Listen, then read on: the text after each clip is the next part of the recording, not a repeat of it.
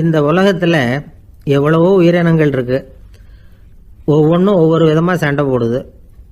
இப்போ 2 மாடு சண்டை போட்டுக்குதுன்னு வச்சுங்க, என்ன பண்ணும்? 2 முட்டிக்கும். அதுக்கு சண்டை போடுறதுக்கு ஆயுதமாக உபயோகப்படுறது அதோட கொம்பு. 2 சேவல் சண்டை போட்டுக்குதுன்னு வச்சுங்க, அதுக்கு ஆயுதமாக உபயோகப்படுறது அதோட கால் நகம். காலால் தான் அது ஒன்றோட ஒன்று சண்டை போட்டுக்கும். ஆனால் 2 மனுஷன் சண்டை போட்டுக்கிறான்னு வச்சுங்க, இவன் இன்னதை தான் ஆயுதமாக உபயோகப்படுத்துவான்னு குறிப்பிட்டு சொல்ல முடியாது. கல்லை எடுப்பான், கத்தியை எடுப்பான், துப்பாக்கி எடுப்பான், என்ன வேணாலும் பண்ணுவான். வாயால் திட்டுவான், கையால் அடிப்பான், காலால் உதைப்பான், சகலகலாக வல்லவன். விலங்குகள்லாம் பொதுவாக வாயை சாப்பிட்றதுக்கு மட்டும்தான் உபயோகப்படுத்துது. ஆனால் இவனுக்கு சாப்பிட்றதுக்கும் அதுதான், சாப்பிட்டு விட்டு திட்டுறதுக்கும் அதுதான். ஆனால் ஒரு விஷயத்தில் மட்டும் கெட்டிக்கிறேன்.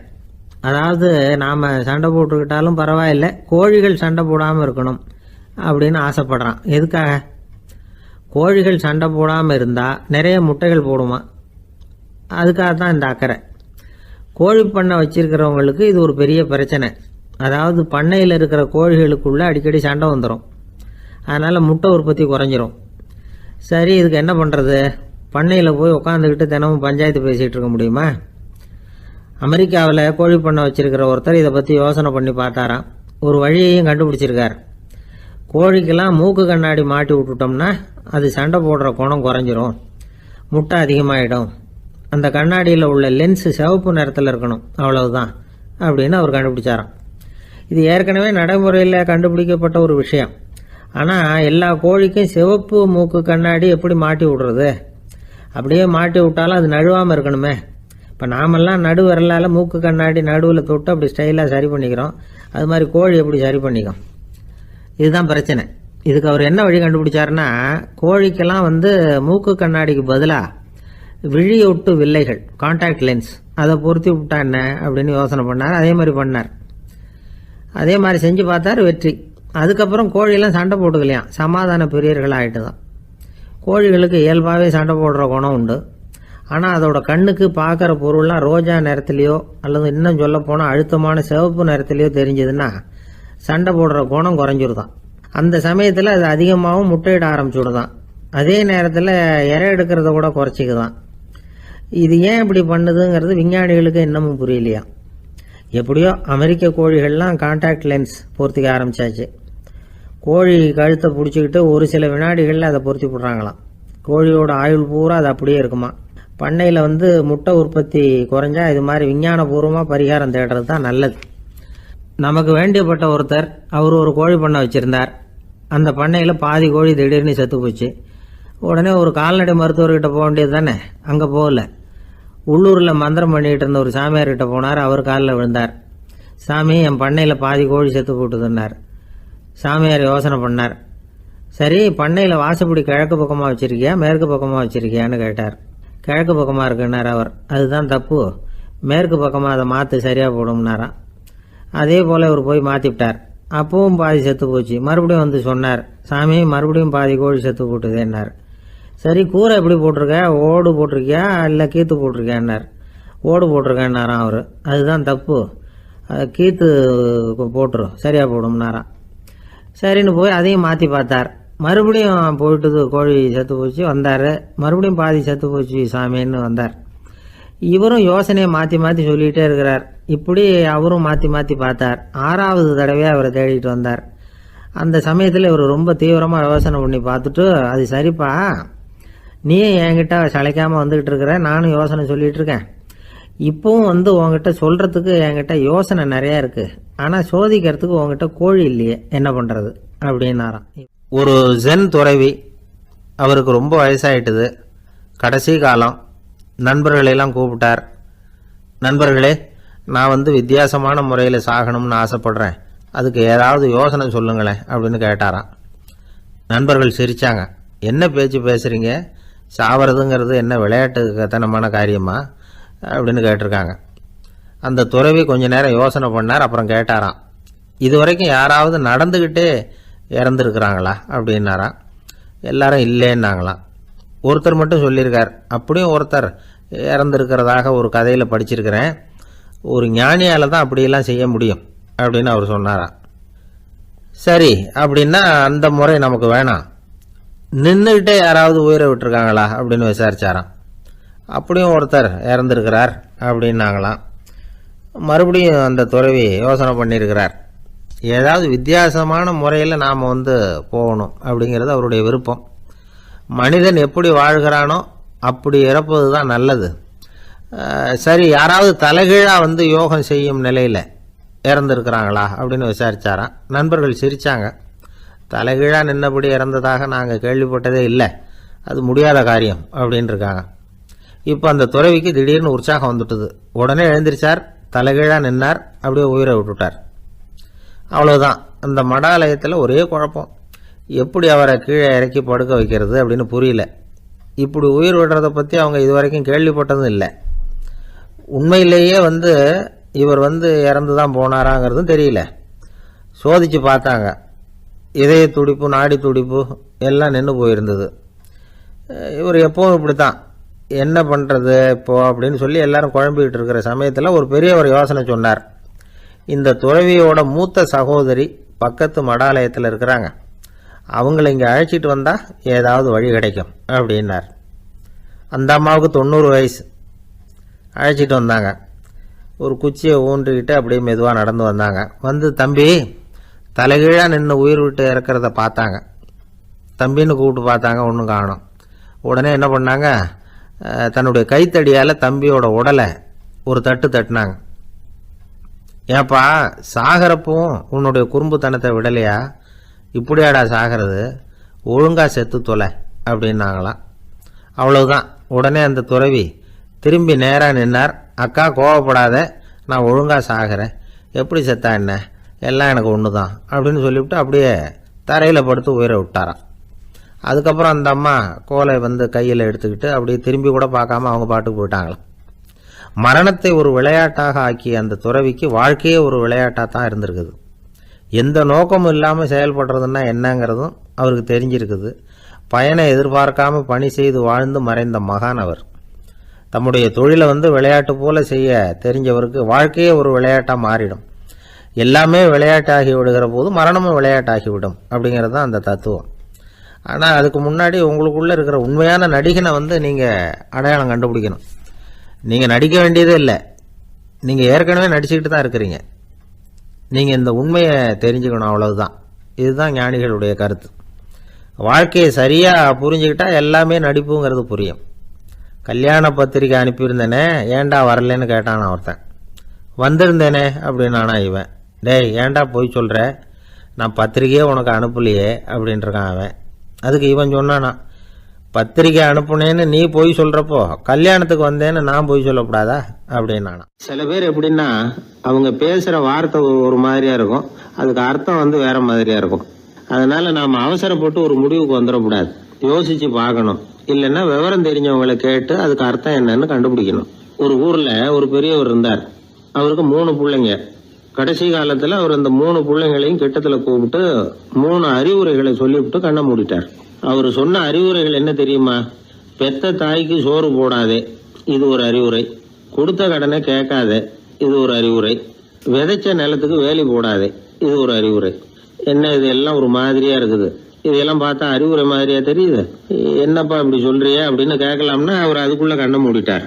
சரி, அப்பா சொல்லிவிட்டு போன அறிவுரைக்கு அர்த்தம் என்ன, அதை எப்படியாவது கண்டுபிடிப்போம் அப்படின்னு சொல்லி அந்த 3 பிள்ளைங்களும் ஆளுக்கு ஒரு அறிவுரையை எடுத்துக்கிட்டு வெளியில புறப்பட்டாங்களாம், விவரம் தெரிஞ்சவங்களை கேட்கலாம்னு. ஒரு பெரியவர் வந்தார். அவரை பார்த்து விளக்கம் கேட்டாங்க. ஐயா, கொஞ்சம் நெல்லுங்க, எங்க அப்பா சாகர சமயத்துல பெத்த தாய்க்கு சோறு போடாதேன்னு சொல்லிவிட்டு போனார், அப்படின்னா என்ன அர்த்தம் அப்படின்னு கேட்டாங்க. அந்த பெரியவர் கொஞ்சம் யோசனை பண்ணி பார்த்துட்டு அப்புறம் விளக்கம் சொன்னார். பெத்த தாய்க்கு சோறு போடாதேன்னா பொதுவா வயசானவங்களுக்கு அடிக்கடி கோபம் வரும். மருமகளோ மற்றவங்களோ சோறு போட்டா சீரா போட்டா ஐயோ குறைச்சி போடுறாளே, தாராளமா போடுறதுக்கு மனசு வரலையேம்பாங்க. தாராளமா போட்டா ஐயோ இப்படி மாட்டுக்கு கொட்டுறது மாதிரி கொட்டுறாளேம்பாங்க. ஆக எப்படி போட்டாலும் கோபம் வரும். அதனால இவங்களுக்கெல்லாம் நாம சோறு போடக்கூடாது, அவங்களா எடுத்து போட்டுக்கிற மாதிரி அவங்களுக்கு முன்னாடி வச்சுடணும். அதுதான் புத்திசாலித்தனம். அதை தான் உங்க அப்பா பெத்த தாய்க்கு சோறு போடாதேன்னு சொல்லியிருக்கிறார். போடாதேன்னா அவங்களா எடுத்துக்கிற அளவுக்கு அவங்க முன்னாடி சோத்தை வச்சிருங்க, அவங்க வேணுங்கிறத எடுத்துக்கிட்டோம்னு அர்த்தம் அப்படின்னு விளக்கம் கொடுத்தாரு அந்த பெரியவர். சரிங்க, அடுத்தபடியா எங்க அப்பா கொடுத்த கடனே கேட்காதேன்னு சொன்னாரு, அது எப்படிங்க நாங்க கேட்காம இருக்க முடியுமா அப்படின்னு கேட்டிருக்காங்க. பெரியவர் சொன்னார், கொடுத்த கடனை கேட்காதேன்னா கடனை கொடுத்துட்டு அதை கேட்டு வாங்குற அளவுக்கு நடந்துக்கிறவனுக்கு கடன் கொடுக்காதேன்னு அர்த்தம். கொடுத்த கடனை கேட்காமலே திருப்பி கொண்டாந்து கொடுக்குற நல்லவங்களா பார்த்து கடனை கொடுக்கணும். அததான் உங்க அப்பா அப்படி சொல்லி இருக்கிறார், கொடுத்த கடனை கேட்காதேன்னு அப்படின்னு விளக்கம் கொடுத்தார். உடனே இவங்க அந்த மூணாவது விஷயத்தையும் சொல்லி விளக்கம் கேட்டாங்க. விதைச்ச நிலத்துக்கு வேலி போடாதேன்னு சொன்னாரு, அது எப்படி வேலி போடாம இருக்க முடியும் அப்படின்னு கேட்டாங்க. ஏன் முடியாது? நம்ம நிலத்தை சுத்தி இருக்கிற நிலத்துக்கு சொந்தக்காரங்க எல்லாம் நல்லவங்களா இருந்துட்டா நம்ம நிலத்துக்கு வேலி போட வேண்டிய அவசியம் இல்லையே, வேற பாதுகாப்பு தேவையில்லையே. அதனால நல்லவங்க நிலத்துக்கு மத்தியில நம்ம நிலம் இருக்கிறது மாதிரி பாத்துக்கணும், அதுதான் அதுக்கு அர்த்தம் அப்படின்னாரு அந்த பெரியவர். அதுக்கு பிறகுதான் இந்த பிள்ளைங்களுக்கு அப்பா சொன்ன புத்திமதியோட பொருள் புரிஞ்சுதான். ஒரு பெரியவர் இந்த உலகத்தை விட்டு போகக்கூடிய நிலைமையில இருக்கிறார், கட்டில படுத்திருக்கிறார். சொந்தக்காரங்க எல்லாம் கூப்பிட்டு ஆளுக்கு ஒரு புத்திமதி விதமா சொல்லிக்கிட்டே இருக்கிறார். அவங்க எல்லாம் கிட்டத்துல வந்து அவர் சொல்ற புத்திமதியை கேட்டுட்டு போறாங்க. கடைசியா அவரோட மனைவி கிட்டத்துல வந்தாங்களாம். எனக்கு என்ன புத்திமதி சொல்லிட்டு போறீங்க அப்படின்னு கேட்டிருக்காங்க. உனக்கு எதுவும் புத்திமதி சொல்ல வேணாம்னு நினைக்கிறேன்னாராம் அவரு. ஏன்னு கேட்டாங்களாம் இவங்க. இது வரைக்கும் நான் சொன்ன எந்த புத்திமதியை நீ ஒழுங்கா கேட்டிருக்கிற அப்படின்னு சொன்னாராம். ஒரு வயதான குரு சாய்வு நாற்காலியில உட்கார்ந்திருந்தார். ஒரு ஆள் அவரை தேடிட்டு வந்தான். வந்து அவர் முன்னாடி நின்னான். ஐயா, நான் உங்களுக்கு சீடனா ஆயிடலாம்னு நினைக்கிறேன் அப்படின்னா. அந்த குரு நிமிந்து பார்த்தார். இத பாருப்பா, அது அவ்வளவு சுலபமான வேலை இல்ல. அப்படியா சொல்றீங்க அப்படின்னா. ஆமா, நீ ஒரு சீடனா ஆகணும்னா உன்னுடைய அகங்காரத்தை எல்லாம் விட்டுடணும், தியானத்துல முழுமையா ஈடுபடணும், இது மாதிரி இன்னும் பல காரியங்களை ஒழுங்கா செய்யணும், ஒரு ஈடுபாட்டோட செய்யணும். அது மட்டும் இல்ல, இதெல்லாம் தொடர்ந்து நீண்ட நாட்களுக்கு செய்ய வேண்டி இருக்கும். அப்படி உன்னால முடியுமா அப்படின்னார். வந்தவன் யோசிக்க ஆரம்பிச்சான். சீடனாகிறதுலேயே இவ்வளவு சிரமம் இருக்குங்கிறது அவனுக்கு தெரியாது. யோசிச்சுக்கிட்டே அந்த குருவை பார்த்தான். அவரு சாய்வு நாற்காலியில இருந்த நிலைமைய பார்த்தான். சரிங்க சுவாமி, சீடனாகிறது இவ்வளவு கஷ்டம்னா அது வேணாம், அதுக்கு பதிலா உங்களை மாதிரி ஒரு குருவா ஆயிடுறேனே அப்படின்னா. குரு சிரிச்சார். நீ சொல்றது சரிதான், குருவாகிறது சுலபமான வேலைதான் அப்படின்னார். இதை கேட்டதும் அந்த ஆளுக்கு ஏகப்பட்ட சந்தோஷம். கஷ்டப்படாம குருவாயிடலாம் போல இருக்குதே அப்படின்னு கணக்கு போட்டான்.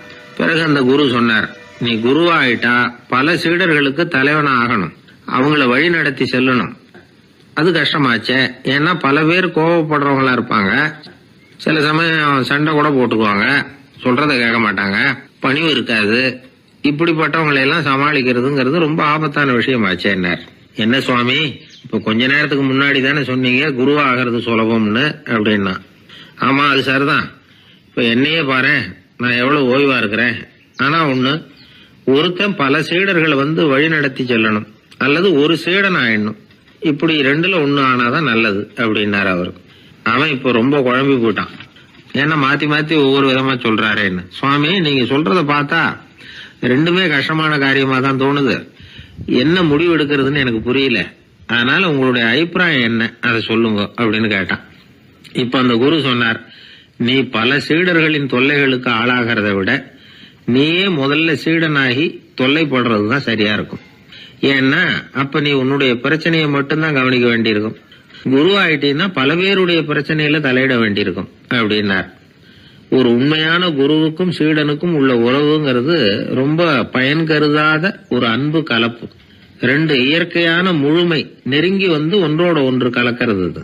நீங்க கேள்வி கேட்டா எப்படி அது முழுமை இருக்க முடியும்? அதுல முழுமைங்கிறது ஒரு அமைதியான நிலை. இந்த காலத்து குரு சீடர்கள்லாம் வேற மாதிரி. ஒரு குரு தன் சீடன் கிட்ட சொன்னார், இந்த பாருப்பா, நீ இந்த உலகத்துல எதுக்கும் பிரயோஜனப்பட மாட்ட, பன்றி மேய்க்கிறது கூட லாய்க்கில்லை அப்படின்னார். அப்படின்னா ஒண்ணு செய்யறேன் அப்படின்னு நான் சீடன். என்ன பண்ணுவேன்னு கேட்டிருக்காரு குரு. உங்களை மாதிரியே ஒரு குருவாயிடுறேனே அப்படின்னு அந்த சீடன். அசோக மன்னர் வந்துகிட்டு இருக்கார். அவருடைய ஆலோசகர்கள் எல்லாம் பக்கத்துல வந்துகிட்டு இருக்கிறாங்க. அந்த சமயத்துல எதிரில் ஒரு புத்த பிக்ஷு வர்றார். அசோகர் பாக்குறார். ஓடி போய் அவர் காலில் விழுந்து வணங்குறார். அசோக மன்னரின் தலை அந்த புத்த துறவியின் பாதத்துல பட்டுக்கிட்டு இருக்கு. பக்கத்துல நின்றுகிட்டு இருந்த அமைச்சருக்கு இது ரொம்ப சங்கடமா போச்சு. ரொம்ப வருத்தப்பட்டார். நம்ம அசோக சக்கரவர்த்தி எப்பேற்பட்டவர், அவரோட தலை ஒரு சன்னியாசியின் பாதத்துல படுறதா அப்படின்னு நினைச்சு ரொம்ப கவலைப்பட்டார். அரண்மனைக்கு திரும்பினதும் அமைச்சர் மெதுவா ஆரம்பிச்சார். அரசே, எனக்கு ரொம்ப வருத்தமா இருக்குது அப்படின்னார். எதுக்குன்னார் மன்னர். அசோக சக்கரவர்த்தியின் தலை, அதாவது அந்த சிரம் ரொம்ப மதிப்புமிக்க ஒன்று. அது ஒரு சன்னியாசியின் காலில் படலாமா அப்படின்னார். அசோகர் பதில் சொல்லல, சிரிச்சார், போயிட்டார். அதுக்கப்புறம் ஒரு சரியான சந்தர்ப்பத்துக்காக காத்துக்கிட்டு இருந்தார். ஒரு நாள் அமைச்சரை கூப்பிட்டார். எனக்கு 3 தலைகள் வேணும் அப்படின்னார். சொல்லுங்க, கொண்டுகிட்டு வரேன் அப்படின்னார் அமைச்சர். அசோகர் சொன்னார், முதல்ல எனக்கு தேவையானது ஒரு ஆட்டின் தலை, 2வது ஒரு புலியின் தலை, 3வது ஒரு மனிதனின் தலை. இதுதான் அசோகர் கேட்டது. எங்க இருந்தாலும் கொண்டு வாங்கன்னார். அமைச்சர் புறப்பட்டார். ஆட்டுத்தலை புலித்தலை கிடைச்சிட்டுது. அப்புறமா ஒரு சுடுகாட்டுக்கு போய் ஒரு மனித தலையும் சேகரம் பண்ணிட்டு ராஜா கிட்ட வந்துட்டார். அரசே, உங்கள் ஆணைப்படி 3 தலைகளையும் கொண்டு வந்திருக்கிறேன்னார். அசோகர் பார்த்தார். ரொம்ப நல்லது, இப்ப இது 3ஐயும் எடுத்துக்கிட்டு போய் சந்தையில வித்துட்டு வாங்க அப்படின்னார். அமைச்சர் அதுகளை எடுத்துக்கிட்டு சந்தைக்கு போனார். முதல்ல ஆட்டுத்தலை நல்ல விலைக்கு வித்து போச்சு. நல்ல விலை கொடுத்து வாங்கிட்டு போட்டாங்க. அடுத்தபடியா புலி தலைய ஒருத்தர் வாங்கிட்டார். அதை பாடம் பண்ணி வீட்டில் மாட்டி வைக்கலாமே அப்படின்னு நினைச்சு அதையும் வாங்கிட்டு போட்டார். மனித தலையை மட்டும் வாங்கறதுக்கு யாரும் முன் வரல. எல்லாரும் அதை பார்த்துட்டு விலைக்கு போக ஆரம்பிச்சாங்க. அமைச்சர் திரும்பி வந்தார். அரசே, இந்த தலையை மட்டும் யாரும் வாங்க மாட்டேங்கிறாங்க அப்படின்னார். சரி, பரவாயில்ல, இதை இலவசமாவே எனாமாவே யாருக்கிட்டையாவது கொடுத்துட்டு வந்துருங்க அப்படின்னார். அமைச்சர் மறுபடியும் சந்தைக்கு போனார். இதை இலவசமா தரேன், இதை வாங்கிக்கோங்க அப்படின்னார். அப்பவும் அதை யாரும் வாங்கிக்கிறதுக்கு தயாரா இல்லை. மறுபடியும் திரும்பி மன்னர்கிட்ட விவரத்தை சொன்னார். இப்போ மன்னர் சொல்றார், அமைச்சரே, உயிர் இருக்கிற வரைக்கும் தான் இந்த தலைக்கு மதிப்பு. ஜீவன் போனதுக்கு அப்புறம் அதோட மதிப்பும் போயிடுது. அதனால மதிப்பு இருக்கும் பொழுதே பெரியவர்கள் பாதம் பணிந்து அந்த புனிதத்தை பெற்றுக்கொள்ளணும் அப்படின்னார். பணிவுங்கிறது வேற, அடிமைத்தனம்ங்கிறது வேற. பெரியவர்களை பணிவது நமக்கு பெருமை தரக்கூடிய விஷயம். இதை மனசுல வச்சுக்கிட்டு எப்போ காலில் விழணும், எப்போ காலில் விழக்கூடாது அப்படிங்கறத முடிவு பண்ணிக்கணும். ஒரு சாதாரண ஆள் நடந்து வந்துகிட்டு இருந்தார். எதிரில் வந்த ஒரு பெரிய மனுஷன் ஓடி போய் அவர் காலில் விழுந்து தன்னுடைய தலையை அவர் பாதத்தில் கொண்டு போய் வச்சார். கொஞ்ச நேரம் கழிச்சு எழுந்திரிச்சு வந்துட்டார். வந்த பிறகு இவரை கேட்டேன், ஏன் திடீர்னு ஓடி போய் அந்த ஆளு காலில் விழுந்தீங்க அப்படின்னு. அவர் போட்டிருக்கிறது என்னோட காணாம போன செருப்பான்னு கண்டுபிடிக்கிறதுக்காக அப்படி விழுந்தேன் அப்படின்னா. ஒரு இலக்கிய கூட்டம் ஏற்பாடு பண்ணியிருக்கிறோம், நீங்க அவசியம் அதுல பேசணும் அப்படின்னு கேட்டுக்கிட்டார் ஒருத்தர். வேணாங்க, 4 பேருக்கு முன்னாடி நிக்கிறதுனா எனக்கு ரொம்ப கூச்சமா இருக்கும் அப்படின்னாரு இவரு. ஏன் சார், இன்னமும் குழந்தை மாதிரி கூச்சப்படுறீங்களே அப்படின்னார் அவர் ஒரு மாதிரியா சமாளிச்சு அனுப்பி வச்சுட்டு அதுக்கப்புறம் அதை பத்தி இவர் யோசிச்சு பார்த்திருக்கார். சில நிபுணர்கள் எழுதியிருக்கிறத படிச்சும் பார்த்திருக்கிறார். மனோதத்துவ நிபுணர்கள் என்ன சொல்றாங்க தெரியுமா? 10லேருந்து 20% குழந்தைகள் பிறக்கிறப்பவே கூச்ச சுபாவம் கொண்டதா தான் இருக்குதான். ஒரு தாத்தா தன்னோட பேர பிள்ளைய ஆசையா கூப்பிடுறார் விளையாட்டு காட்ட, அதை அழுதுகிட்டு ஓடி போகுது. ஒரு அம்மா தன்னோட பிள்ளைய பள்ளிக்கூடத்தில் சேர்க்கறதுக்காக கூப்பிட்டுக்கிட்டு போறாங்க. அந்த புள்ள அம்மாவோட முந்தானையில ஒளிஞ்சுக்கிட்டு வெளில வரமாட்டேங்குது. இவங்களெல்லாம் எப்படி சமாளிக்கிறது? குழந்தைகளோட கூச்ச சுபாவத்தை போக்குறது எப்படி? இதுக்கு நிபுணர்கள் சில யோசனைகளை சொல்லியிருக்கிறாங்க. மற்றவங்களுக்கு முன்னாடி என் பையனுக்கு கூச்சம் ரொம்ப அதிகம் சார், மற்றவங்க பார்த்தா ரொம்ப வெக்கப்படுறான், இப்படி சொல்ற அப்பாக்கள் உண்டு. என் பையன் புது மனுஷால பார்த்தா அட்டையா ஒட்டிக்குவான் சார் அப்படின்னு சொல்ற அப்பாக்களும் உண்டு. இப்படிலாம் குழந்தைகளுக்கு முத்திரை குத்துறது ரொம்ப தப்பான். புதுசா யாராவது வீட்டுக்கு வந்தா குழந்தை தானா தன்னோட கூச்சத்தையும் பயத்தையும் போக்கிக்கிட்டு சகஜமா மாறி வர்றதுக்கு வாய்ப்பு கொடுக்கணுமா. ஒரு கூட்டத்துக்கோ அல்லது சொந்தக்காரங்க கல்யாணத்துக்கோ குழந்தைய அழைச்சிட்டு போறீங்க, அங்க போய் கட்டாயப்படுத்தி குழந்தைய மற்றவங்க கிட்ட பேச சொல்லக்கூடாது. சில சமயம் குழந்தை தானா தன்னுடைய கூச்ச சுபாவத்தை விட்டு பேசுறதுக்கு முன் வந்தா அதை பாராட்டணும். குழந்தை கலகலப்பு இல்லாமல் மௌனமா இருந்ததுன்னா அதையும் கண்டுக்கப்படாது. குழந்தை பேச ஆரம்பிச்சா அதை ஆர்வத்தோட கவனிக்க தெரியணும். கலந்து உரையாடுற பழக்கத்தை வீட்லயே ஆரம்பிக்கலாம். கேட்டதுக்கு பதில் சொல் அப்படின்னு நீங்க அதிகாரம் பண்ணிட்டு இருக்கக்கூடாது. அது குழந்தைக்கு பேசுற சந்தர்ப்பத்தை குறைச்சிருமா. இப்ப நாம அதிகாரம் பண்ணா கேலி செய்யற பழக்கம் குழந்தைகளை ரொம்ப பாதிச்சிருமா. பெரியவங்களானதுக்கு அப்புறமும் சில பேர் கூச்சத்தோடவும் பயத்தோடவும் இருக்கிறதுக்கு இதுதான் காரணம். சின்ன வயசுல அவங்கெல்லாம் ஏதாவது கேலிக்கு ஆளாகி இருப்பாங்க. 2வது குழந்தை மூத்த குழந்தைய கேலிக்கு ஆளாகிற சந்தர்ப்பங்களை கண்டு கேலி பண்ணினா அது இளம் நெஞ்சங்களை விட்டு நீங்கிறதே இல்லையா. எப்பவும் குழந்தையோட நடை உடை பாவனைகளை பற்றி சொல்லிக்கிட்டே இருக்கக்கூடாதான்.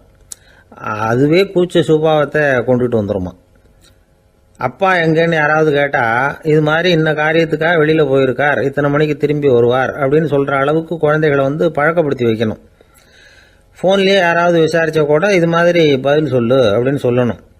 சின்ன சின்ன மீட்டிங்கில் 4 வார்த்தை பேச தயார் பண்ணலாம். ஒரு கடையிலையோ அல்லது ஹோட்டல்லையோ ஏதாவது விவரம் கேட்கணும்னா உங்கள் குழந்தைய தைரியமாக அனுப்புங்க. குழந்தைகள் பணிவாகவும் பொறுமையாகவும் விவரம் கேட்குறப்போ கூச்ச சுபாவம் தானாக போயிடும். சின்ன வயசுலேயே இப்படிலாம் பழக்கப்படுத்தினா தான் வருங்காலத்தில் தைரியமாக இந்த சமுதாயத்தில் வாழ முடியும்.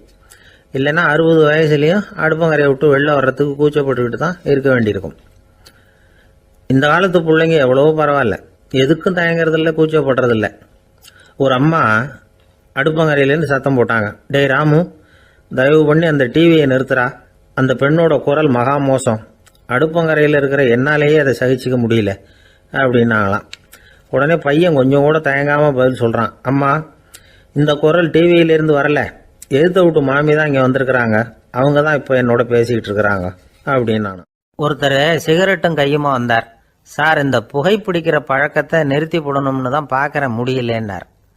புகைப்பிடிக்கிறத நிறுத்துறது ரொம்ப சுலபம் சார் அப்படின்னார் இன்னொருத்தர். எப்படி சொல்கிறீங்கன்னு கேட்டார் அவர். நான் கூட ஏற்கனவே 10 தடவை அந்த பழக்கத்தை நிறுத்தி இருக்கிறேன் சார் அப்படின்னார் இவர். இதுலேருந்து என்ன தெரியுது? புகைப்பழக்கத்தை திடீர்னு விட்டு விடுறதுங்கிறது ரொம்ப கஷ்டம்னு தெரியுது. இருந்தாலும் இது சம்பந்தமான ஆராய்ச்சி, அனுபவம், இது ரெண்டையும் அடிப்படையாக வச்சு சில வழிமுறைகளை சொல்கிறாங்க. அதாவது புகைப்பிடிக்கிறத நிறுத்துறதுக்கு 10 வழிகள் உண்டு அப்படின்னு சொல்கிறாங்க.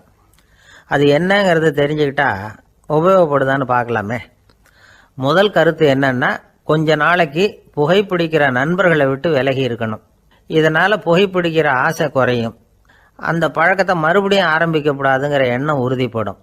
2வது கருத்து, புகைப்பிடிக்கிறதை எதிர்த்து தீவிரமாக பிரச்சாரம் செய்ய ஆரம்பிச்சிடணும். அது அடுத்தவங்களுக்கும் உபயோகப்படும், உங்களுக்கும் உபயோகப்படும். உங்கள் உள்ளுணர்வை அது தூண்டும், உங்களை வந்து உறுதி கொள்ள வைக்கும். 3வது கருத்து என்னன்னா, தினமும் 2 தடவை குளிக்கணும். எப்படி தெரியுமா?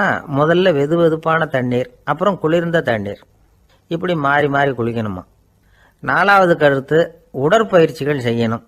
மூச்சு வாங்குற மாதிரியான பயிற்சிகள் ரொம்ப நல்லதான். பிராணாயாமம் அப்படிங்கிற மூச்சு பயிற்சி ரொம்ப நல்லதுங்கிறாங்க. அப்புறம் 5வது கருத்து, சாப்பாடு வந்து மிதமாக இருக்கணும், சீராக இருக்கணும். பச்சை காய்கறிகள், பழங்கள் சாப்பாட்டில் சேர்த்துக்கலாம். அடிக்கடி கொஞ்சம் கொஞ்சமாக சாப்பிட்டு ரத்தத்தில் சர்க்கரையின் அளவை பராமரிக்கணும். இது வந்து நரம்புகளை வந்து அமைதிப்படுத்தும். 6வது கருத்து என்னன்னா, ரொம்ப நேரம் பசியோடு இருக்கக்கூடாது.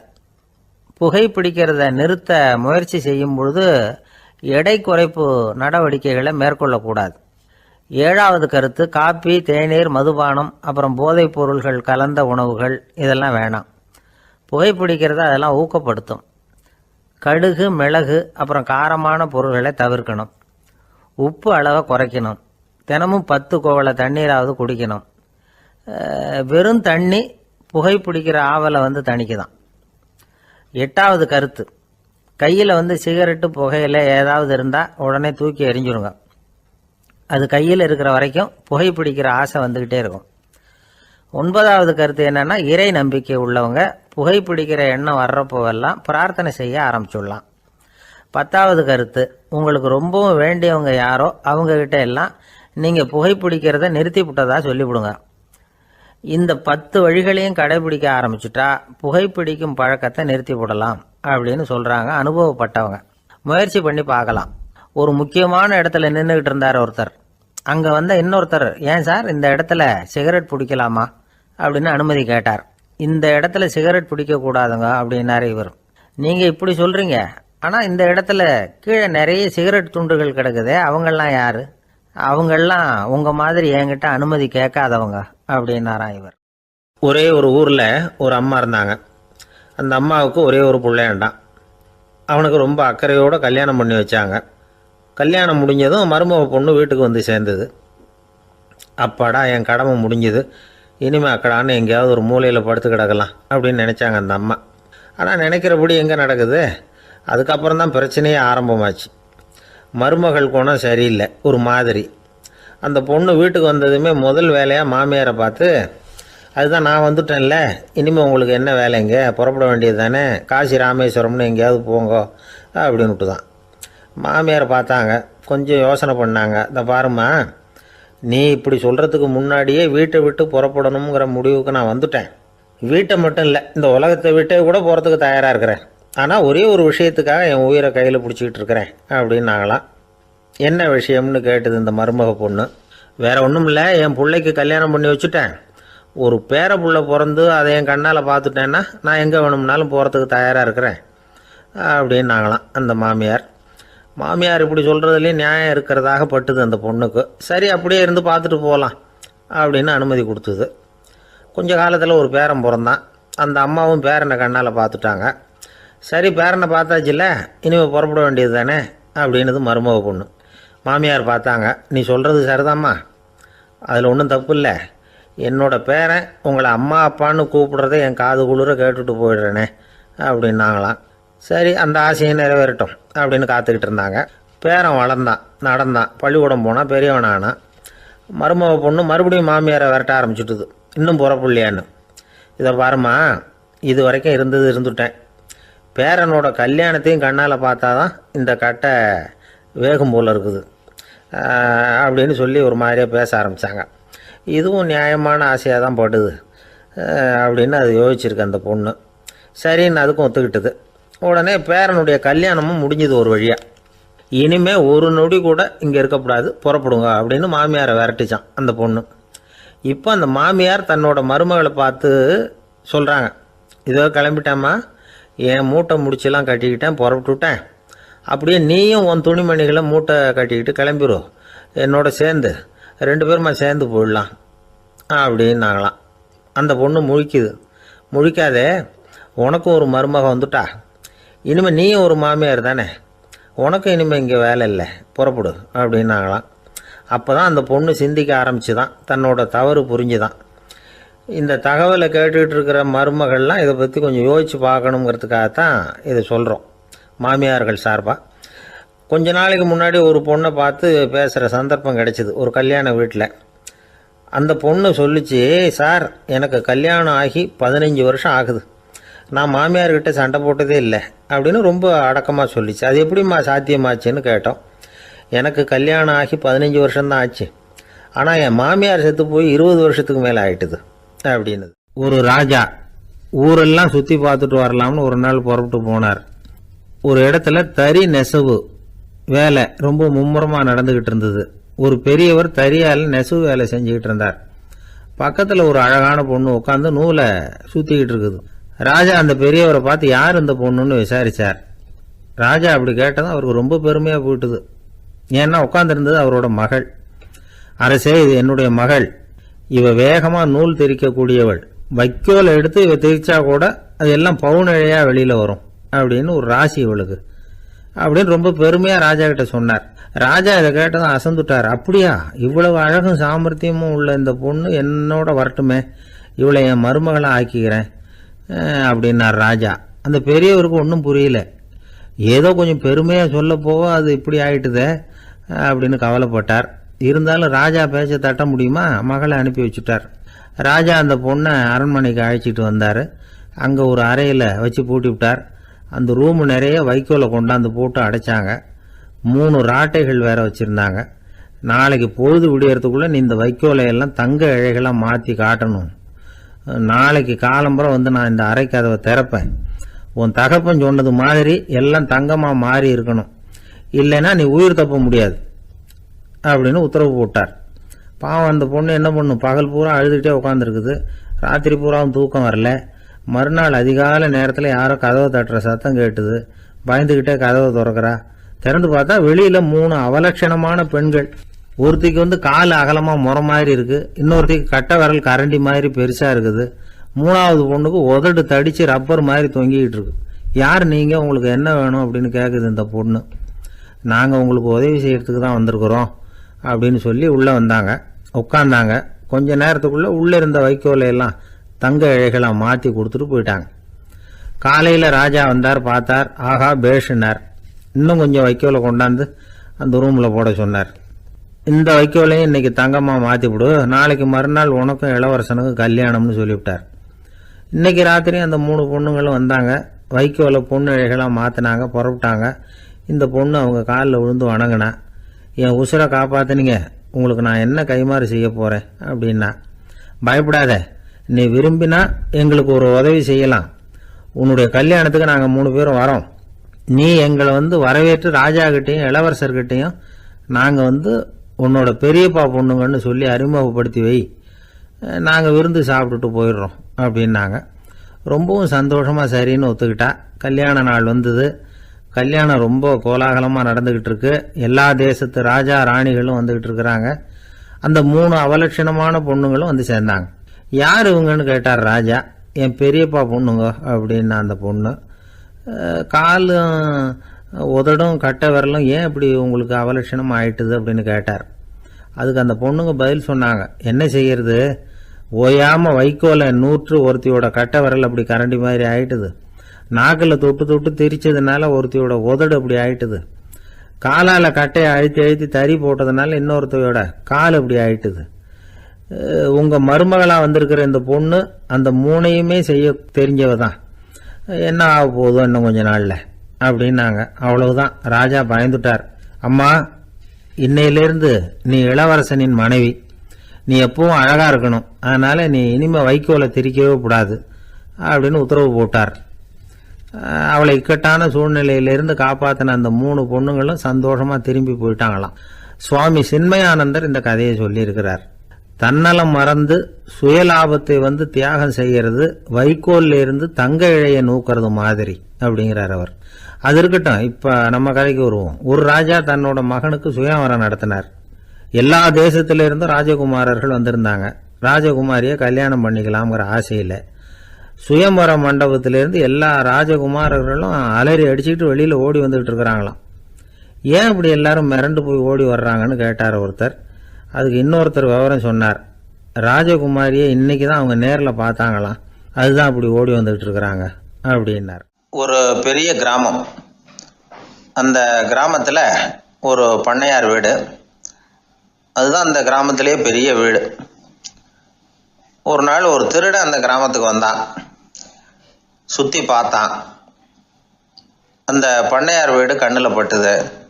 இன்னைக்கு ராத்திரி இந்த வீட்டில் தான் நம்ம தொழிலை ஆரம்பிக்கணும் அப்படின்னு சொல்லி அவன் முடிவு பண்ணிக்கிட்டான். ஏன்னா அதுதான் அந்த கிராமத்திலே கொஞ்சம் பெரிய வீடு. அங்கே தான் அவன் எதிர்பார்க்கறது ஏதாவது கிடைக்கும் அப்படிங்கிறது அவனுடைய முடிவு. நடு ராத்திரி அவன் மெதுவாக சுவரேறி குதித்து அந்த பெரிய வீட்டுக்குள்ளே புகுந்தான். அங்கே போய் பார்த்தா முக்கியமான இடங்கள்ல எல்லாம் காவலுக்கு ஆள் நின்றுட்டு இருக்கிறாங்க ராத்திரி நேரத்தில். சரி, இந்த வீட்டில் நம்மால் திருட முடியாது அப்படின்னு முடிவு பண்ணிட்டு மெதுவாக வந்த வழியிலேயே திரும்பி வந்தான். அந்த சமயத்தில் காலில் ஏதோ தட்டுப்பட்டுது. என்னது அப்படின்னு சொல்லி குனிஞ்சு பார்த்தா அங்கே ஒரு பெரிய வெங்காய மூட்டை அடுக்கி வச்சிருக்கிறாங்க. சரி, வந்ததுக்கு வெறுங்கையோடு திரும்ப வேண்டாமே அப்படின்னு சொல்லி கையில் இருந்த ஒரு பெரிய பை நிறைய அதை அள்ளி போட்டுக்கிட்டான். வெங்காயத்தை போட்டுக்கிட்டு புறப்படுற சமயத்தில் கப்புன்னு கழுத்தில் ஒரு கை விழுந்தது. ஆள் மாட்டிக்கிட்டான். அதாவது காவலாளிகள் அவனை பிடிச்சி வச்சுக்கிட்டாங்க. மறுநாள் காலையில் அந்த திருடனை பண்ணையார் முன்னாடி கொண்டுட்டு போய் நிறுத்தினாங்க. ஐயா, இந்த ஆள் ராத்திரி நம்ம வீட்டில் திருடுறதுக்காக வந்தான். வெங்காயத்தை அள்ளிட்டு புறப்படுறப்போ மாட்டிக்கிட்டான் அப்படின்னாங்க. அவர் பார்த்தார். என்னப்பா இவங்க சொல்கிறது உண்மைதானான்னு கேட்டார். ஆமான்னு ஒத்துக்கிட்டான் அந்த ஆள். பண்ணையார் அதுக்கப்புறம் கொஞ்சம் யோசனை பண்ணார். அப்புறமா தீர்ப்பு வழங்கினார். இதை பார்ப்பா, நீ இங்கே திருட வந்தது குற்றம். அதுக்காக நீ 100 ரூபாய் அபராதம் செலுத்தணும், அல்லது 100 கசையடிகள் வாங்கணும். அதுவும் இல்லைன்னா நீயே திருடுன அவ்வளவு வெங்காயத்தையும் பச்சையா என் கண் முன்னாடியே சாப்பிட்டுடணும். இதில் எந்த தண்டனையை ஏற்றுக்கிறது அப்படிங்கிறத பற்றி நீயே யோசனை பண்ணி முடிவு எடுத்துக்கலாம் அப்படின்னு சொல்லிவிட்டார். அதாவது இவனே முடிவு பண்ணிக்க வேண்டியது. 100 ரூபா பணம் கட்டுறியா, இல்லது சாட்டை அடி வாங்குறியா, அல்லது வெங்காயத்தை சாப்பிட்றியா இதுதான் அவர் கொடுத்தது, நீயே முடிவு பண்ணி சொல்லுன்னு விட்டார். திருடன் கொஞ்ச நேரம் யோசனை பண்ணி பார்த்தான். அவனுக்கு இருக்கிறதுலே ரொம்ப சுலபமாக தெரிஞ்சது இந்த வெங்காயத்தையே சாப்பிட்டுட்றேன்ட்டான். ஐயா, நான் இந்த வெங்காயத்தையே சாப்பிட்டுட்றேன், அதுதான் எனக்கு கொஞ்சம் சுலபமாக தெரியுதுன்னா சரின்னு விட்டார் பண்ணையார். அப்படியே எல்லாத்தையும் கொண்டு வந்து கொட்டினாங்க. ஒவ்வொன்றா எடுத்து சாப்பிட ஆரம்பித்தான். கொஞ்ச நேரம் சுவாரஸ்யமாக சாப்பிட்டான். அதுக்கப்புறம் வாய் எரிய ஆரம்பிச்சுட்டுது. கண்ணு ரெண்டும் செவந்து போச்சு. கண்ணில் இருந்து தார தாரையாக கண்ணீர் வழிய ஆரம்பிச்சுட்டுது. ஒரே எரிச்சல். அவனால் தாக்கு பிடிக்க முடியல. வெங்காயம் பாதி கூட தீரல. பார்த்தான், சரி இது நமக்கு சரிப்பட்டு வராது அப்படின்னு முடிவு பண்ணிட்டான்.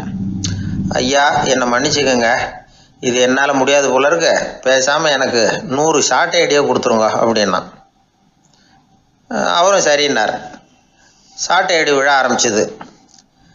அதுவும் ஆரம்பத்தில் ஒரு மாதிரியாக இருந்தது. ஒரு 60 அடிகள் விழுற வரைக்கும் தாங்கினான். அதுக்கு மேலே அவனால் முடியல, தாக்கு பிடிக்க முடியல. ஐயா, என்னை மன்னிச்சுக்கோங்க அப்படின்னு மறுபடியும் பண்ணையார் காலில் விழுந்தான். ஐயா, இதுவும் எனக்கு சரிப்பட்டு வராது போல இருக்கு, பேசாமல் 100 ரூபா அபராதமே கட்டிவிடுறேன் அப்படின்னா. அதே மாதிரி பணத்தை எடுத்து கொடுத்துட்டு அவன் பாட்டுக்கு போனான். இப்படி ஒரு கதை உண்டு. இந்த கதையை உலக புகழ்பெற்ற மனோதத்துவ மேதை எம் ஸ்காட் பெக் ஒரு உதாரணமாக எடுத்து சொல்கிறார். எதுக்காக அவர் எடுத்து சொல்கிறாருன்னா, இந்த முடிவெடுக்கும் திறன் அப்படிங்கிறத விளக்கறதுக்காக. வாழ்க்கையில் முடிவெடுக்கிற திறன் நம்ம ஒவ்வொருத்தருக்கும் ரொம்ப அவசியம். எந்த சந்தர்ப்பத்தில் எப்படி முடிவெடுக்கிறோம் அப்படிங்கிறத வச்சு தான் நம்ம வாழ்க்கை அமையும். எவ்வளவு தான் பணம் இருந்தாலும் சரி, எவ்வளவு தான் படிச்சிருந்தாலும் சரி, இந்த முடிவெடுக்கிற திறன் சரியா இல்லைன்னா வாழ்க்கையில் பல சறுக்கல்களை சந்திக்க வேண்டியிருக்கும். நாம் முடிவுகள் எடுத்தால் அந்த முடிவுகளால் ஏற்படக்கூடிய விளைவுகளுக்கு நாம் பொறுப்பு ஏற்க வேண்டியிருக்குமே அப்படிங்கிற பயத்தினால முடிவெடுக்கிற அதிகாரத்தை பல சமயங்களில் நாம் மற்றவங்களுக்கு தாரவாத்து கொடுத்துட்றோம். நாமே முடிவெடுக்கக்கூடிய திறமையை வளர்த்துக்கிறது தான் ரொம்ப முக்கியம். ஒருத்தர் சொன்னார், சார், சின்ன சின்ன பிரச்சனைகள்ல எல்லாம் எங்கள் வீட்டில் என் மனைவி முடிவு எடுக்க விட்டுருவேன், பெரிய பிரச்சனைகள்ல எல்லாம் நான் தான் முடிவு எடுப்பேன் அப்படின்னார். பரவாயில்லையே அப்படின்னு சொல்லி, சின்ன சின்ன பிரச்சனைகள்னா எதுங்க அப்படின்னு கேட்டேன். ஒன்றும் இல்லை, இந்த வீட்டு வருமானத்தை பெருக்கிறது எப்படி, வீட்டு செலவை சரி கட்டுறது எப்படி, வீட்டு செலவுக்கு வாங்கியிருக்கிற கடனை அடைக்கிறது எப்படி, இதெல்லாம் சின்ன சின்ன பிரச்சனைகள், என் மனைவி கிட்ட முடிவு எடுக்கிற விஷயத்தை விட்டுருவேன்னார். பெரிய பிரச்சனை தான் நான் எடுத்துக்குவேன்னார். அப்படின்னா பெரிய பிரச்சனைன்னா எது சார் அப்படின்னு கேட்டேன். அது என்னென்னா, இந்த உலக பொருளாதாரத்தை மேம்படுத்துறது எப்படி, 21ஆம் நூற்றாண்டில் என்னென்ன சவால்களை சந்திக்க வேண்டியிருக்கும் உலகம், இதெல்லாம் நான் பார்த்துக்குவேன் அப்படின்னார். பாருங்க, இது பிரச்சனைகள்லேருந்து தப்பிக்கிற வழி. அதனால் வாழ்க்கையில் பிரச்சனைகளை சந்திக்கிறதுக்கு தயங்கக்கூடாது. அதே மாதிரி சரியான நேரத்தில் சரியான முடிவு எடுக்கிறதுக்கு நாம் கற்றுக்கணும். அது ரொம்ப முக்கியம். ஒருத்தன் தன்னுடைய நண்பனை வழியில் பார்த்தான். என்னப்பா லெட்டர் போட்டுனே கிடச்சிதா அப்படின்னா. ஓ, கிடச்சிதேன்னா அவன். இவன் உடனே, ஏன்டா போய் சொல்கிற, நான் உனக்கு லெட்டரே போடலை, சும்மா தான் கேட்டேன், உடனே கிடச்சிட்டுதுங்கிறிய அப்படின்னா. லெட்டர் போட்டேன்னு நீ போய் சொல்கிறப்போ அது கிடைச்சதுன்னு நான் போய் சொல்லக்கூடாதா அப்படின்னானா அவன். இப்படிப்பட்டவங்க சில பேர் இருந்தால் கூட இன்னைக்கு கடிதம் மூலமாக தொடர்பு கொள்ளாதவங்க இருக்கவே முடியாது. அந்த அளவுக்கு அது அவசியமான ஒன்றாயிட்டுது. இந்த அஞ்சல் அட்டைகள் எப்படி ஆரம்பமாச்சு தெரியுமா? ஆஸ்திரியா நாட்டில் ஒரு பேராசிரியர் இருந்தார். அவர் பேர் இம்மானுவேல் ஹெர்மன். அவர் ஒரு நாள் ஒரு பத்திரிகையில் கட்டுரை எழுதினாராம். இது நடந்தது 1869. அவர் எழுதின கட்டுரையில் மக்கள் அதிகம் செலவு இல்லாமல் ஒருத்தருக்கு ஒருத்தர் தகவல் பரிமாறிக்கிறது எப்படி அப்படிங்கிறத பற்றி எழுதியிருந்தார். அதுக்கு சில யோசனைகளை அவரே எழுதியிருந்தாராம். எப்படின்னா, அந்த கட்டுரையை எல்லாரும் படித்து பார்த்துருக்குறாங்க, அவர் சொன்ன யோசனைகள் என்னன்னு. அது அரசாங்கத்தின் கவனத்துக்கு அது போச்சான். ஆகா, இது அவர் சொல்கிற யோசனை நல்லா இருக்கும் போல் இருக்கு அப்படின்னு அவங்களே நினச்சிருக்கிறாங்க. அவ்வளவுதான். உடனே அந்த யோசனையை நடைமுறைக்கு கொண்டுகிட்டு வந்தாங்களாம். பேராசிரியர் இம்மானுவேல் ஹெர்மனின் யோசனைப்படி அச்சடித்த அரசு முத்திரையோட அரசாங்கம் அஞ்சல் அட்டைகளை வெளியிட ஆரம்பிச்சுதான். 1869 அக்டோபர் 7ஆம் தேதி இது நடந்திருக்கு. உலகின் முதல் அஞ்சல் அட்டை வெளிவந்த நாள் அது. அப்போதான் அதுக்கு பேர் என்ன தெரியுமா? அதாவது கரஸ்பாண்டிங் கார்டு அப்படின்னு பேராது. அதுக்கப்புறம் என்ன ஆச்சுன்னா, உடனடியாக அமெரிக்காவிலேயே இது மாதிரியான கார்டுகளை வெளியிட ஆரம்பிச்சிட்டாங்க. அங்கே இதுக்கு என்ன பேர் தெரியுமா? Postal card. அதுக்கப்புறம் 1870 இங்கிலாந்துலேயும் இதை வெளியிட்டாங்களாம். அதை வெளியிட்ட முதல் நாள் அன்னைக்கு என்ன நடந்தது தெரியுமா? மக்கள்லாம் ஏதோ நியாய விலை கடையில் நிற்கிறது மாதிரி பெரிய பெரிய கியூ வரிசையில் நின்று இதை வாங்கினாங்களாம். நம்ம நாட்டில் முதல் அஞ்சலகம் 1927 கல்கத்தாவில் ஆரம்பமாயிருக்கு. இன்னைக்கும் அஞ்சலகம் இல்லாத இடமே இல்லை. அந்த அளவுக்கு அஞ்சல் போக்குவரத்து அதிகமாக இருக்குது. அன்னைக்கு உள்நாட்டில் ஒருத்தருக்கு ஒருத்தர் தகவல் பரிமாற்றம் செய்து கொள்ள மலிவான ஒரு அஞ்சல் அட்டையை அரசாங்கம் வெளியிடலாம் அப்படின்னு பேராசிரியர் எழுதின கட்டுரை இன்னைக்கு எந்த அளவுக்கு ஆகியிருக்கு பார்த்தீங்களா? ஒருத்தன் ஒரு தபால் பெட்டிக்கு பக்கத்தில் தலையை வச்சுக்கிட்டு அவன் பாட்டுக்கு நின்றுட்டு இருந்திருக்கான். அங்கே இருந்து இன்னொருத்தன் கேட்டிருக்கான், என்ன ஆச்சுன்னு. கொஞ்ச நேரத்துக்கு முன்னாடி இந்த தபால் பெட்டியில் ஒரு கார்டு எழுதி போட்டேன், விவரமெல்லாம் நல்லா தான் எழுதியிருக்கிறேன், ஆனால் அட்ரஸ் எழுத மறந்துட்டேன் அப்படின்னு நானா. உடனே அவன், அதுக்காக கவலைப்படாத, நான் போட்ட கார்டில் அட்ரஸ் எல்லாம் பின்கோடு உள்பட கரெக்டாக எழுதியிருக்கேன், ஆனால் விவரம் எழுத மறந்துட்டேன் நானா. கவலைப்படாத, கொஞ்ச நேரத்தில் தபால்காரர் வருவார், பெட்டியை திறந்ததும் நம்ம லெட்டரை கேட்டு வாங்கிக்கலாம்னா ஒருத்தன். கொஞ்ச நேரத்துக்கு முன்னாடி அவர் வந்தார், கேட்டேன், அதுக்கப்புறம் தான் மனசுக்கு ரொம்ப கஷ்டமாக போச்சு நானா. இவன் ஏண்டான்னு கேட்டிருக்கான். அவன், இது தபால் புட்டு இல்லையா? கல்யாணத்துக்கு போயிருந்தியே, எப்படி இருந்ததுன்னு கேட்டார் ஒருத்தர். எப்படி இருந்தது? சாப்பாடு சரியில்லை, சாம்பார்ல உப்பு பத்தல, இப்படி அடுக்கிக்கிட்டே போனார் அடுத்தவர். இது ஒரு மனித சுபாவம். எப்பவுமே எதிர்மறையான செய்திகளை பேசுறதுல தான் மனிதனுக்கு ஆர்வம் அதிகம். எது சரியில்லைங்கிறத சொல்றதுக்கு தான் அவன் ஆசைப்படுறான். எது சரியா இருந்ததுங்கிறத சொல்றதுக்கு அவன் ஆசைப்படுறது இல்ல. இப்ப எல்லாரும் சொல்லுவாங்களே, ஒரு பெரிய வெள்ளைத்தாள்ல நடுவுல ஒரு சின்ன கருப்பு புள்ளிய வைங்க, அத ஒருத்தர்கிட்ட காட்டி இது என்னன்னு கேட்டா கருப்பு புள்ளின்னு தான் சொல்லுவார். ஒரு சின்ன கருப்பு புள்ளியத்தான் அவர் கவனிக்கிறார். அந்த புள்ளியை சுற்றி இருக்கிற விசாலமான வெள்ளை பகுதியை அவர் கவனிக்கிறது இல்ல. இது மனித இயல்பு. ஒரு கண்ணாடி முன்னாடி போய் நிக்கிறோம், முகத்தை பாக்குறோம், கொஞ்சம் யோசனை பண்ணி பாருங்க.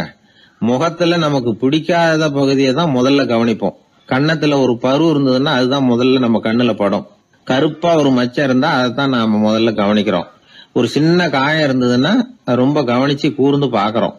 அதை சுற்றி இருக்கிற அழகான பகுதிகள் எல்லாம் அதுக்கு அப்புறம் தான். அவ்வளவு தூரத்துக்கு ஏன்? காலையில ஒரு செய்தித்தாளை கையில எடுத்து புரட்டுறீங்க, எதிர்மறையான செய்திகளை தான் முதல்ல பாக்குறோம். ஆக்கப்பூர்வமான செய்திகள்லாம் அதுக்கப்புறம் தான். எதிர்மறையான செய்திகள் தான் பத்திரிகைகளின் விற்பனையை உயர்த்துது. இப்ப ஒரு கும்பல்ல கலவரம், பத்திரிகையில செய்தி எப்படி வருது? கலவரத்துல 10 பேர் உயிரிழந்தார்கள் அப்படின்னு தான் வரும். அந்த கலவரத்துல 918 பேர் உயிரோடு திரும்பி போனார்கள் அப்படின்னு போடுறது இல்ல. எத்தனை பேர் இறந்து போனாங்க அப்படிங்கிறது தான் பத்திரிகைக்கு முக்கியம். ஏன்னா மனித மனம் அதை தான் கவனிக்குது. பாதகமான செய்திகளே பத்திரிகைகள்ல அதிகமா வருது, எதிர்மறையான செய்திகளுக்கு தான் அதிக முக்கியத்துவம் கொடுக்கப்படுது. இதனால என்ன ஆகுது தெரியுமா? இந்த உலகத்துல எங்க பார்த்தாலும் கொலையும் கொள்ளையும் விபத்தும் உயிரிழப்பும் தான் நடந்துகிட்டு இருக்கு அப்படிங்கறது மாதிரி ஒரு பிரமை. இந்த உலகத்துல மகிழ்ச்சிகளை எல்லாம் நாம மறந்துடுறோம். வாழ்வின் வெளிச்சங்களை எல்லாம் நாம இழந்துடுறோம். இன்னைக்கு விமான விபத்துல 214 பேர் உயிரிழந்தார்கள் அப்படிங்கிறது எதிர்மறையான செய்தி. இன்று விமானம் மூலமாக 2 லட்சம் பேர் சௌக்கியமாக பயணம் செய்தார்கள் அப்படிங்கிறது நேரடியான செய்தி. ஆனாலும் செத்ததுதான் செய்தியா வரும். சௌக்கியமா போனவங்களை பத்தி வெளியில தெரியாது. வாழ்க்கையின் சாதகமான அம்சங்கள்ல கவனம் செலுத்துறதுக்கு நாம கத்துக்கணும். இந்த உலகத்துல நாம மகிழ்ச்சியா இருக்கிறதுக்கு எவ்வளவோ விஷயங்கள் உண்டு. அதையெல்லாம் கவனிச்சு பாக்குறதுக்கு நாம கத்துக்கணும். ஒரு நாள் பூராவும் நல்லா நடந்துகிட்டு இருப்பீங்க, ஏதோ ஒரு நேரத்துல வாழைப்பழத்தோல்ல காலை வச்சிருப்பீங்க, வழிக்கு விழுந்துட்டீங்க. வழிக்கு விழுந்ததுதான் நமக்கு பெருசா தெரியும். நாலு பூரா நாம நல்லா நடந்துகிட்டு இருந்தோமே அப்படிங்கறது தெரியாது பெருசா. நமது பலம் என்னங்கறதுலதான் அதிக கவனம் தேவை. தோல்வி மனப்பான்மை, இது நெகட்டிவ் ஆட்டிடியூட்ஸ். தாழ்வு மனப்பான்மை, நெகட்டிவ் செல்ஃப் இமேஜ். எதிர்மறையாவே நினைக்கிறது பேசுறது அப்படிங்கிற குணத்தை மாத்திக்காதவன் எந்த காலத்திலயும் முன்னேற முடியாது. அப்படிப்பட்டவன் வெற்றிகரமான மனிதனும் கிடையாது. அதனால வாழ்க்கையில வெற்றி பெற விரும்புகிறவர்கள் எதிர்மறை மனோபாவத்தை மாற்றிக்கொள்ளுங்கள். நெகட்டிவ் விஷயங்கள்ல இருந்து உங்க கவனத்தை திருப்புங்க. பாசிட்டிவ் விஷயங்கள்ல கவனத்தை செலுத்துங்கள். ஒரே விஷயத்த கூட சில பேர் பாசிட்டிவா எடுத்துக்குவாங்க, சில பேர் நெகட்டிவா எடுத்துக்குவாங்க. ஒரு சத்திரத்துல 2 சாமியார்கள் சந்திச்சுக்கிட்டாங்களாம். தங்களுடைய சொந்த கதைகளை அவங்க பேசிக்கிட்டாங்க. ஒரு சாமியார் சொன்னார், எனக்கு சம்சாரம் இல்ல, அதனாலதான் நான் சாமியார் ஆயிட்டேன் அப்படின்னார்.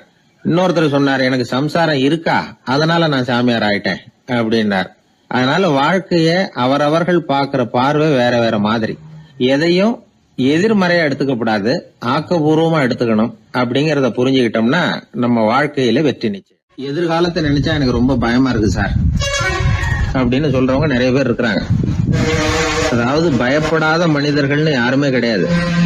ஒவ்வொருத்தருக்கும் ஒவ்வொரு விதமான பயம் இருந்தாலும் ஒட்டுமொத்தமா பாக்குறப்போ மனிதனுக்கு 6 விதமான பய உணர்வுகள் வரலாம் அப்படின்னு பெரியவங்க சொல்றாங்க. எல்லா விதமான பயமும் இந்த 6 வகைக்குள்ள அடக்கம். அந்த 6 வகை பயமும் 6 எதிரிகள் மாதிரியா. 6 எதிரிகளையும் புரிஞ்சுக்கிட்டோம்னா போதும், வாழ்க்கையில சுலபமா வெற்றி அடைய முடியும். சரி, அந்த 6 வகை பயம் என்னென்ன அப்படின்னு பார்ப்போம். முதல்ல வறுமை பற்றிய பயம், 2வது பழிச்சொல் பற்றிய பயம், 3வது உடல் நலம் பாதிப்பு பற்றிய பயம், 4வது என்னன்னா காதல் தோல்வி, 5வது முதுமை, 6வது மரணம். அதாவது பயப்படுறதுங்கிறது ஒரு மனநிலை தான். இந்த மனநிலையை கட்டுப்படுத்த முடியும், திசை திருப்ப முடியும். சரி, இந்த பயங்களின் அறிகுறிகள் எப்படி இருக்கும்? வறுமை பற்றிய பயம் அப்படின்னு முதல்ல சொன்னோம் இல்லையா, அந்த பயத்தின் அறிகுறிகளை தெரிஞ்சுக்குவோம். எதுலேயும் அக்கறை இல்லாம இருக்கிறது, ஒரு குறிக்கோள் இல்லாம இருக்கிறது, வறுமையை சகிச்சுக்கிறது, வாழ்க்கையில கிடைக்கிறது எதுவா இருந்தாலும் ஆட்சேபனை இல்லாமல் ஏத்துக்கிறது, மனசாலும் உடம்பாலும் சோர்ந்து போயிருக்கிறது, ஆர்வம், முனைப்பு, கற்பனை திறன் எதுவுமே இல்லாம இருக்கிறது. இதெல்லாம் தான் அந்த வறுமை பற்றிய பயத்தின் அறிகுறிகள். அடுத்தது ஒண்ணு பார்த்தோமே, பழிச்சொல் பற்றிய பயம். அதாவது அடுத்தவங்க நம்மளை குறை சொல்லி விடுவாங்களோ அப்படிங்கிற பயம். இதுக்கு அறிகுறி என்ன தெரியுமா? புதியவர்களை சந்திக்கிறதுக்கு பயப்படுறது, முடிவு எடுக்க முடியாம குழம்புறது, பிரச்சனைகளை தவிர்க்க விரும்புறது, தாழ்வு மனப்பான்மை, வரவுக்கு மீறி செலவு செஞ்சு இமேஜை உயர்த்திக்கிறது, குறிக்கோள் இல்லாத வாழ்க்கை. இதெல்லாம் தான் அதுக்கு அறிகுறிகள். 3வது பயம் உடல் நலம் பாதிப்பு பற்றிய பயம், அதாவது நோய் பற்றிய பயம். ஒரு உண்மை என்ன தெரியுமா? டாக்டரை சந்திக்கிற மனிதர்கள்ல 75% பேர் தங்களுக்கு நோய் வந்துட்டுதுங்கிற கற்பனையில இருக்கிறவங்களாம். நிஜமாவே நோய் கிடையாது அவங்களுக்கு. இந்த பயத்தின் அறிகுறிகள் என்னன்னா, வியாதிக்கான அறிகுறிகள் தன்னிடம் இருக்கிறதாக நினைச்சுக்கிறது, எந்த நேரமும் வியாதியை பத்தியே பேசி பேசி மனசை அங்கேயே வச்சிருக்கிறது, நோய் சம்பந்தமான செய்திகளை படிச்சு நமக்கு இப்படி ஆயிடுமோ அப்படின்னு வேதனைப்படுறது. இதெல்லாம் தான் அதுக்கு அறிகுறிகள். 4வது பயம் காதல் தோல்வி. இது ரொம்ப வேதனை, உடம்பையும் மனசையும் சீரழிச்சு விடும். ஆண்களை விட பெண்கள் தான் இந்த பய உணர்வுல அதிகமா பாதிக்கப்படுறாங்க. 5வது முதுமை பற்றிய பயம். 6வது மரண பயம், வயசான காலத்துல எப்படி சமாளிக்கிறது அப்படிங்கிற பயம். ஆக இதையெல்லாம் நாம புரிஞ்சுக்க வேண்டியது ரொம்ப அவசியம். இந்த 6 வகை பயங்களை சரியா புரிஞ்சுக்கிட்டு நாம நடந்துக்கணும். வாழ்க்கையின் முன்னேற்றத்துக்கு இந்த பயங்கள் முட்டுக்கட்டே ஆயிடக்கூடாது. உழைச்சி பணம் சேர்க்கணும், உற்சாகமா மனசை வச்சுக்கணும். மனசை கட்டுப்படுத்துகிற மார்க்கம் தெரிஞ்சுக்கிட்டா போதும், எல்லாம் சரியா வந்துடும். நம்ம ஆள் ஒருத்தன் சொன்னான், சார் எனக்கு வறுமை பற்றிய பயம்தான் இருந்தது, ஒரே ராத்திரியில 30,000 ரூபாய் தயார் பண்ணிவிட்டேன், இப்ப எனக்கு இன்னொரு பயம் வந்துட்டுதுன்னா. என்ன பயம்னு கேட்டாங்க. போலீஸ் கண்டுபிடிச்சிருமோங்கிற பயம்னா. இது இந்த பயத்துல அடங்காது. அதனால அஞ்சி சாவார், அஞ்சாத பொருள் இல்லை அப்படின்னு பாரதி சொன்னார் இல்லையா, அது மாதிரி பயத்தை புரிந்து கொண்டு அதற்கு தகுந்த மாதிரி நம்முடைய வாழ்க்கையை அமைத்துக் கொள்ள வேண்டும். அப்படி அமைத்துக் கொள்ளுகிறவர்களுக்கு வெற்றி நிச்சயம். கிராமத்துல ஒருத்தன் தன்னுடைய நகங்களை வெட்டிக்கிட்டு இருந்தான். வெட்டி முடிச்சதும் ஒரு வயசானவர் அவனை பார்த்து, அதெல்லாம் அடுத்தவன் கண்ணில் படுறது மாதிரி போட்டுறாதப்பா, ஆபத்துன்னார். என்ன ஆபத்துன்னு கேட்டான் இவன். எவனாவது பில்லி சூனியம் வைக்கிறவன் எடுத்துட்டு போயிட போறான் அப்படின்னாரு அவர். வேண்டாத ஒருத்தனுக்கு ஏதாவது கெடுதல் பண்ணணும்னா உடனே மந்திரவாதியை தேடி போறது உண்டு. மந்திரவாதி என்ன பண்ணுவாருன்னா, யாருக்கு சூன்யம் வைக்கணுமோ அவனோட காலடி மண்ணு, முடி, நகம் இதையெல்லாம் அவனுக்கு தெரியாம எடுத்துட்டு வா அப்படிம்பார்.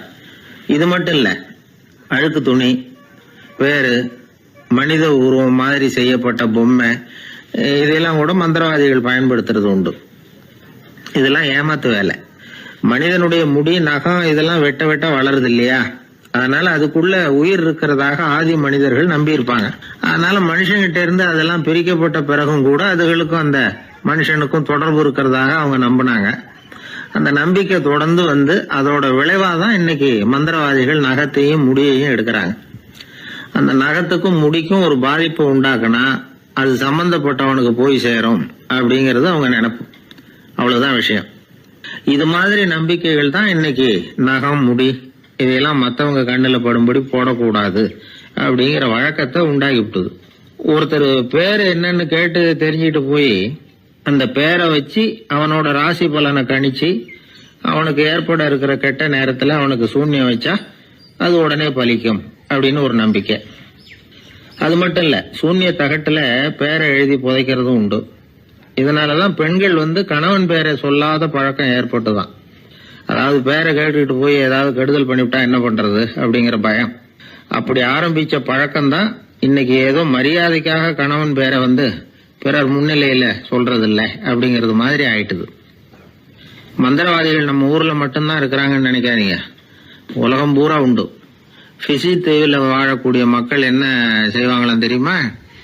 இது மாதிரி மாந்திரீகம், செய்வன, பில்லி, சூனியம் இதெல்லாம் தங்களை பாதிக்காம இருக்கிறதுக்காக வீட்டை சுத்தி அகழி வெட்டி அதுல தண்ணீரை நிரப்பி வச்சிருவாங்களாம். ஆஸ்திரேலியாவில் இருக்கக்கூடிய பழங்குடி மக்கள் கிட்ட ஒரு பழக்கம், ஏதாவது பழங்கள் சாப்பிட்டா அதோட விதைய தண்ணீர்லயோ அல்லது ஆத்துலயோ போட்டுருவாங்களாம். வெளியில போட்டுட்டா அதை எடுத்து செய்வினைக்கு பயன்படுத்திடுவாங்க அப்படிங்கிற பயம்.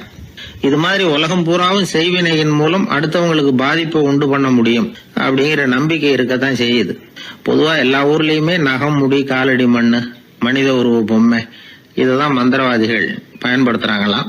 இந்த பில்லி, சூனியம், செய்வினை இதுல இருக்கிற உண்மை என்ன தெரியுமா? நகமோ முடியோ எதையும் செய்யறது இல்ல, சம்பந்தப்பட்டவனுக்கு ஏற்படுற பயம் இருக்கு பாருங்க, அதுதான் பாதிக்கும். இது மனநிலையை பொறுத்த விஷயம், வேற விஞ்ஞான ரீதியான பாதிப்பு இதுல எதுவும் கிடையாது. நம்ம ஊர்ல ஏற்பட்ட பகுத்தறிவு சிந்தனைகள், மூட நம்பிக்கைகளை எவ்வளவோ குறைச்சிருக்குது. இருந்தாலும் ஏமாந்து போறவங்க இன்னும் இருந்துகிட்டு தான் இருக்கிறாங்க. இந்த காலத்துல சின்ன குழந்தைகளை கூட ஏமாத்துறது கஷ்டம். ஒரு குழந்தை கேட்டுதான், ஏன்பா பிரார்த்தனை பண்ணனா நமக்கு எல்லாம் கிடைக்குமா அப்படின்னு தான். ஓ கிடைக்குமே அப்படின்னாராம் அப்பா. நீ வச்சிருக்கிறிய பேனா அது கூட கிடைக்குமா அப்படின்னு கேட்டுதான் குழந்தை. ஓ கிடைக்கும் அப்படின்னாராம். அப்படின்னா நீ வச்சிருக்கிற பேனாவை என்கிட்ட கொடுத்துரு, அதுக்கப்புறம் நீ பிரார்த்தனை பண்ணி வேற ஒரு பேனாவை வாங்கிக்கோ அப்படின்னு தான் அந்த சின்ன குழந்தை. ஒரு பெரிய நினைவு மண்டபம், அதுக்கு முன்னாடி ஒரு அப்பாவும் பிள்ளையும் நின்றுகிட்டு இருக்கிறாங்க. அந்த வழியாக போகிறவங்க வர்றவங்கெல்லாம் அந்த இடத்துல நின்று அது என்ன மண்டபம் அப்படின்னு விசாரிக்க ஆரம்பித்தாங்க. அந்த அப்பாவும் பிள்ளையும் தான் வர்றவங்களுக்கெல்லாம் விவரம் சொல்லிகிட்டு இருக்கிறாங்க. அதாவது இந்த இடத்துல ஒரு பெரிய மகான் சமாதி ஆயிருக்கார், அவர் சமாதியான இடத்துல இந்த நினைவு மண்டபத்தை கட்டியிருக்கிறோம் அப்படின்னாங்க. ஊர் பூரா இந்த செய்தி பரவிச்சு. நிறைய பேர் அந்த இடத்த தேடி வர ஆரம்பித்தாங்க. இங்கே கொஞ்சம் நேரம் உட்காந்துட்டு போனால் மனசுக்கு ஒரு நிம்மதி கிடைக்கிது அப்படின்னாங்க. அங்கே இருந்த உண்டியலில் நிறைய காசு போட்டுட்டு போகிறாங்க. பணம் கிடுகிடுன்னு நிறைய சேர ஆரம்பிச்சிட்டுது. பணம் நிறைய சேர்ந்த உடனே அந்த அப்பாவுக்கும் பிள்ளைக்கும் தகராறு வந்துட்டுது. பணம் சேர்ந்தாலே சொத்து தகராறு வரத்தானே செய்யும், அது மாதிரி வந்துட்டுது. பையன் அடிக்கடி நிறைய பணம் கேட்க ஆரம்பித்தான். அப்பா பார்த்தார், யோசனை பண்ணார், ஒரு முடிவுக்கு வந்தார். ஒரு நாள் பையனை கூப்பிட்டார், இதை பாருப்பா, நமக்குள்ள தகராறு வேணாம், அப்பாவும் பிள்ளையும் இப்படி சண்டை போட்டுக்கிட்டா பார்க்குறவங்க தப்பாக நினைப்பாங்க, அதனால் நமக்குள்ளே சமரசமாக இதை தீர்த்துக்குவோம், என்ன சொல்கிற அப்படின்னார் அப்பா. சரின்னு நான் பையன். உடனே அந்த அப்பா என்ன பண்ணார் தெரியுமா? மகன்கிட்ட கொஞ்சம் பணத்தை கொடுத்தார், தன்கிட்ட இருந்த ஒரு கழுதையையும் கொடுத்தார். இதை வச்சு நீ பொழைச்சிக்கோ அப்படின்னு சொல்லி அனுப்பி வச்சுட்டார். மகன் அந்த கழுதையை இழுத்துக்கிட்டு அடுத்த ஊருக்கு போனான். வழியிலேயே அந்த கழுதை செத்து போச்சு. உடனே என்ன பண்ணலாம்னு யோசனை பண்ணான். ஒரு ஐடியா வந்தது. அந்த கழுதையை ஒரு சாலை ஓரமாக புதைச்சான். கையில் இருந்த பணத்தை வச்சு அந்த இடத்துல ஒரு கல் மண்டபம் கட்டினான். அந்த வழியாக 2 பேர் வந்தாங்க. இது என்ன மண்டபம்னு விசாரித்தாங்க. இந்த இடத்துல ஒரு பெரிய மகான் சமாதி ஆயிருக்கிறார் அப்படின்னா. இந்த செய்தி ஊர் பூரா பரவ ஆரம்பிச்சிட்டுது. நிறைய பேர் வந்து போக ஆரம்பித்தாங்க. இங்கே வந்தால் மனசுக்கு ஒரு பெரிய நிம்மதி கிடைக்குது அப்படின்னு வேற சொல்ல ஆரம்பித்தாங்க. வர வர கூட்டம் அதிகமாக வர ஆரம்பிச்சிட்டுது.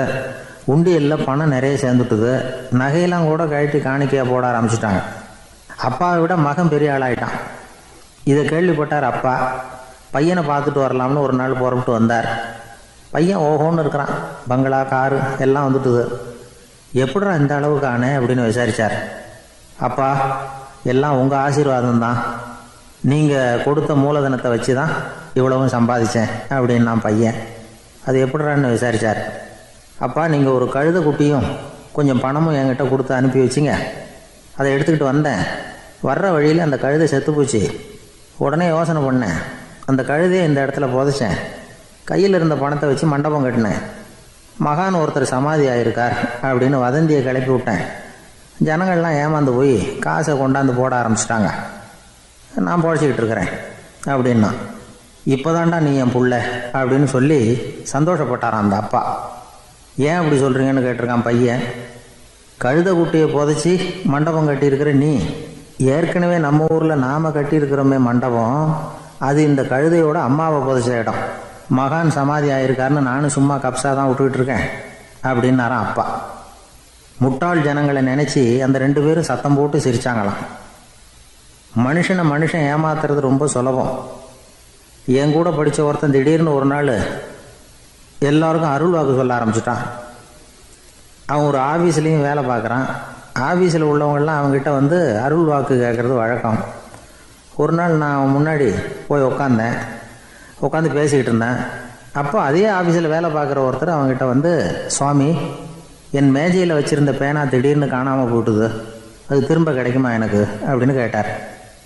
இவன் கண்ணை உருட்டி பார்த்துட்டு, அது உனக்கு கிடைக்காது, புதுசாக வேற ஒன்று வாங்கிக்கப்போ அப்படின்னா.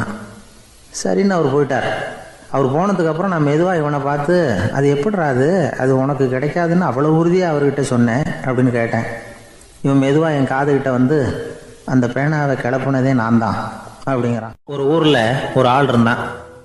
நிறைய பணம் சேர்த்தான். அவனுக்கு சம்பாதிக்க தெரியுமே தவிர செலவு பண்ண தெரியாது. மகா கஞ்சன். காசை கையில் எடுக்கவும் மாட்டான். எடுத்தால் செலவு செய்ய வேண்டியிருக்குமே. அதனால் இப்படியே அவன் காலத்தை ஓட்டி விட்டான். வயசாகிட்டுது. அவனுடைய மனைவி ஒரு நாள் கேட்டாங்க, இவ்வளவு நாளாக நீங்கள் என்னை எங்கேயுமே அழைச்சிட்டு போனதில்லை, இப்போவாவது அழைச்சிட்டு போகக்கூடாதா அப்படின்னாங்க. எங்கே போகணும் சொல்லுன்னா. காசிக்கு போகணும், கங்கையில் குளிக்கணும்னாங்க. இவன் பார்த்தான், இதுக்கு ஏன் அவ்வளோ தூரம் செலவு பண்ணிட்டு போகணும், நம்ம ஊர் ஆற்றுலேயே குளிக்கலாமே, இதுவும் புண்ணிய நதி தான், இங்கே குளித்தா அங்கே குளித்த பலன் கிடைச்சிரும் அப்படின்னா. சரின்னு 2 பேரும் ஆத்தங்கரைக்கு போனாங்க. அன்னைக்கு ஏதோ விசேஷம், நிறைய கூட்டம், நிறைய பேர் குளிச்சுக்கிட்டு இருக்கிறாங்க. கரையில் சில புரோகிதர்கள் நின்றுக்கிட்டு இருக்கிறாங்க. குளிக்கிறதுக்கு முந்தி அவங்கக்கிட்ட உட்காந்தா ஏதோ மந்திரம்லாம் சொல்லுவாங்க, கொஞ்சம் காசு கொடுக்க வேண்டியிருக்கும். அதனால் இவன் என்ன பண்ணான், ஆத்தங்கரையிலேயே கொஞ்சம் தூரம் போனான். ஊரை விட்டு தள்ளி வந்துட்டான். அங்கே யாருமே இல்லை. அப்பாடான்னு சந்தோஷப்பட்டான். குளிக்கலாம்னு புறப்பட்டான். இந்த நேரம் கடவுள் பார்த்தார், இந்த கஞ்சனுக்கு ஏதாவது புத்தி போகட்டணும் அப்படின்னு நினைச்சார். உடனே ஒரு புரோகிதர் மாதிரி உருவத்தை மாற்றிக்கிட்டு அந்த ஆள் முன்னாடி வந்து நின்னார். அவனுக்கு அதிர்ச்சி. இங்கே யாருமே இருக்க மாட்டாங்கன்னு நினச்சா இங்கேயுமே ஒரு ஆள் வந்துட்டாரு, என்ன பண்ணுறதுன்னு யோசனை பண்ணான். புரோகிதர் உருவத்தில் இருந்த கடவுள் சொன்னார், இதை பாருங்க, இன்னைக்கு விசேஷ நாள், நீராடுறதுக்கு முன்னாடி சுயகல்பம் பண்ணிக்கிறது ரொம்ப நல்லது அப்படின்னார். என்கிட்ட பணம் எதுவும் இல்லையேன்னா. பரவாயில்ல, அப்புறமா கொடுங்க, வாங்கிக்கிறேன். ஆனால் ஒன்று, எவ்வளவு கொடுப்பீங்கிறத மட்டும் இப்போவே சொல்லி கொடுங்க அப்படின்னார். இவன் ரொம்ப யோசனை பண்ணான். ஒரு 10 பைசா தரேன் அப்படின்னா. சரின்னு ஒத்துக்கிட்டு எல்லா கிரியைகளையும் அவர் செஞ்சார். அதுக்கப்புறம் கணவனும் மனைவியும் ஆற்றுல குளிச்சாங்க. அவர் போயிட்டார். கொஞ்ச நாள் கழித்து அவன் வீட்டுக்கு வந்தார் கடனை வசூல் பண்ணுறதுக்கு. வாசலில் நின்றுக்கிட்டு இருந்த அவன் மனைவி இவரை பார்த்ததும் தயங்க ஆரம்பித்தாங்க. அந்த அம்மா கிட்ட விஷயத்தை சொன்னார். அந்த அம்மா ஓடி போய் உள்ளே இருக்கிற தன்னுடைய கணவர்கிட்ட சொன்னாங்க. அவன் யோசனை பண்ணான், இப்போ வெளியில் போனால் அவனுக்கு 10 காசு கொடுக்க வேண்டியிருக்கும், அதனால் எனக்கு காய்ச்சல்னு அந்த ஆளுகிட்ட சொல்லிவிடு, இன்னொரு சந்தர்ப்பத்தில் என்னை வந்து பார்க்க சொல்லு அப்படின்னா. அந்த அம்மா போய் சொன்னாங்க. அப்படிங்களா, அப்படின்னா அவரை நான் உடனே போய் பார்க்கணுமே அப்படின்னு உள்ளே நுழைய ஆரம்பித்தார். அவங்க மறுபடியும் இருங்க தான் வரேன்னு சொல்லிவிட்டு உள்ள ஓடி விஷயத்தை சொன்னாங்க. இது எதுடா வம்பா போச்சு அப்படின்னு பார்த்தான். மனைவியை கிட்டத்தில் கூப்பிட்டான். இதோ பாரு, ஜன்னி கண்டு நான் இறந்து போயிட்டதா சொல்லிவிடு அப்படின்னா சொன்னாங்க. புரோகிதர் பார்த்தார். அப்படின்னா ஒரு வழியாக இருந்து அவருடைய இறுதி சடங்குகளையும் நானே முடிச்சுட்டு போயிடுறேன் அப்படின்னார். உள்ளே இருந்தவன் யோசனை பண்ணான், அந்த ஆள் என்னை விடமாட்டான் போல இருக்கு, அதனால் ஒரு சவப்பெட்டியில் என்னை வச்சு தூக்கிக்கிட்டு மயானத்துக்கு போங்க, பார்த்துக்கலாம் அப்படின்னா. புரோகிதரும் விடுற மாதிரி இல்லை, கூடவே நடந்து போயிட்டு இருக்கிறார்.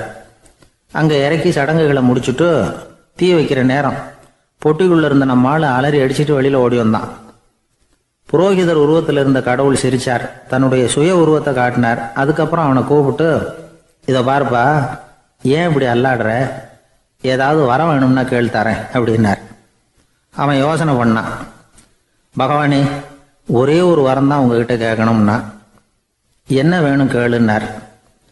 அந்த 10 பைசா தட்சணையை தள்ளுபடி பண்ணால் போதும் அப்படின்னா. கடவுளும் சரின்னு சொல்லிட்டு போயிட்டார். இப்படி ஒரு கதையை சுவாமி சிவானந்தர் சொல்லியிருக்கிறார். செல்வந்தர்கள் பல பேர் இப்படித்தான் இருக்கிறாங்க. தாங்களும் அனுபவிக்க மாட்டாங்க, அடுத்தவங்களுக்கும் கொடுக்க மாட்டாங்க. இது மாதிரியான கஞ்சர்களுக்கு இந்த உலகம் இல்லை, அந்த உலகம் இல்லைங்கிறார் அவர். இந்த கதையில கடவுள் கடன் வசூலுக்கு வந்தது மாதிரி நம்ம ஊர் ஆள் ஒருத்தன் இன்னொருத்தர்கிட்ட 10 பைசா கடன் கொடுத்துட்டான். திருப்பி வாங்கறதுக்கு நடையா நடக்கிறான். கடைசியா கேட்டான், நீ எப்பதான் கடனை திருப்பி தரப்போற, அதை முடிவா சொல்லுன்னா. வர்ற வியாழக்கிழமை கண்டிப்பா கொடுத்துருவேன் அப்படின்னானா அவன்.